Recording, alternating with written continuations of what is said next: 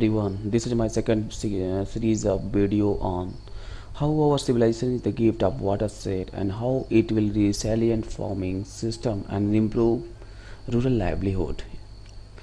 As we know, our the two major civilization, one is the Nile and other is the Indus Valley civilization. These are the totally, we can say, the gift of the natural watershed. As we know, in the case of the Nile River, the center of origin of the water is the Brunei and center of the Uganda. But it is still not known that really its origin is really right or wrong. But in the case of our Indus Valley civilization, we are knowing the water is coming from the Himalaya, and this water is beneficial for the agriculture purpose, and through this only the civilization has been start from this area only. So from here we can say it's having the watershed is the importance for the civilization since long period of the time, and how it is going to be beneficial for the future. As we know, our whole the world is having 41% of the earth surface covered by the dry land, and that 41% of dry land is going to supply 40% of the food grain to the 2 billion people across the world. So it is not joke, it is really very having an important contribution for the rural livelihood and improving the rural livelihood of the most of the area. Here we can see the dry land is covering in the three-way: arid, semi-arid and dry sub-humid, and their proportion is different. Maximum covered by the arid, then followed by the semi-arid, then sub-humid. So whole the world is having the ample scope for the watershed development.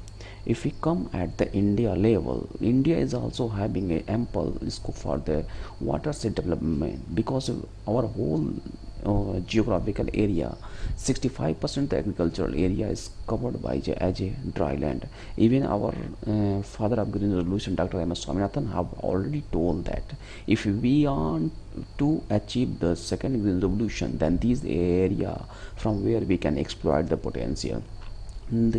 And so the watershed will be very beneficial for this.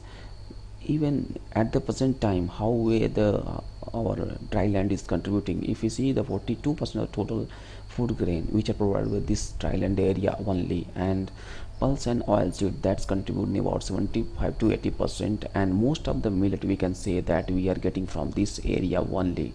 So we cannot ignore that this area is not contributing, but this area having the contribution, but we can enhance the contribution through the application of the technology like the watershed for this area. If we see the how we can correlate the hydrological cycle at watershed, we are not using something different idea, we are just exploiting the principle of the watershed, this hydrological cycle at watershed area. As we know, what hydrological cycle having the three process: one is evaporation, transpiration, then condensation, then again precipitation on the ground. This cycle will be maintained and called the hydrological cycle, and the same principle we do at a watershed unit. Here I have taken the example of one natural watershed from the Himalaya, our Himalaya region, and this is having the three zone: headwater zone, transfer zone, and third is a deposition zone.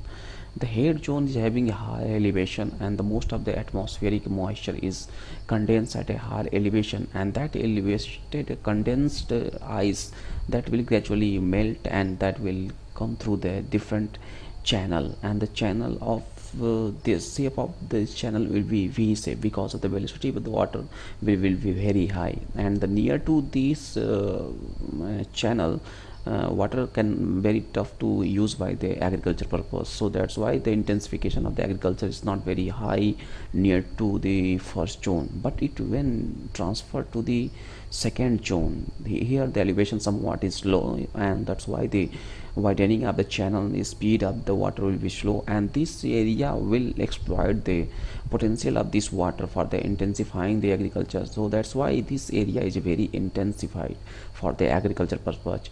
Most of our transgangetic plan, we can say the Punjab, Haryana and Western Uttar Pradesh is come under this way, and the lower deposition zone, that is the third zone, is very high, low elevation, and this will act as a storage of that water, and as well as the silt that will come across this different channel.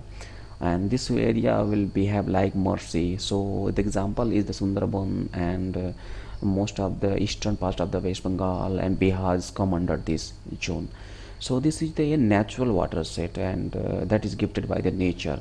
But to our natural artificial watershed, here we make plan and we will delineate the area as a geo-hydrological unit, and we will allow to drain the whole water of that watershed through a common point. The basic purpose of this watershed is to exploit the natural potential and agriculture with the capability of the human resources. We will engage the human resources with the air capability, with the capability and potential of the natural system. The purpose ultimately will be betterment of the community. So how it will work? As we know, most of the our waters semi-arid and we can say dryland area having very short period of the rainfall. Most of the rainfall will be fall very 10 to we can say 30 day, in between that only. So when the rainfall will be confined to that period only, so most of the rainfall will go through the runoff. So that runoff will be lost as a other way, and that will not use for the agricultural purpose. So through the different feeder channel, what we will do, we will allow that whole water to collect into main channel, and that main channel will be go through the loose boulder. The purpose of the loose boulder is to slow down the speed of the water, as well as the desilting of the silt here.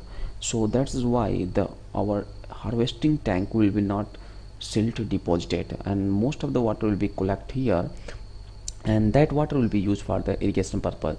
But some case when the rainfall will be high, the tank will be gradually will be filled, and that water will be go through this pipe into the groundwater. So the purpose of this is to discharge the groundwater along with the harvesting of the water. It is happen when in the case of rainfall is very high, and that water will be used for the irrigation purpose, to the modern irrigation like sprinkler and drip irrigation, that will be used for the greening of the area. So it is hypothesis, and so many successful example have already happened, and it will gradually convert into in a very unique watershed area, and that area will be convert like this way. This is the unique example of the watershed. Here the we can say the gradually the water, how the water totally changed the socio-economic development in this area. So this is the way through which the watershed will work. I think you learn.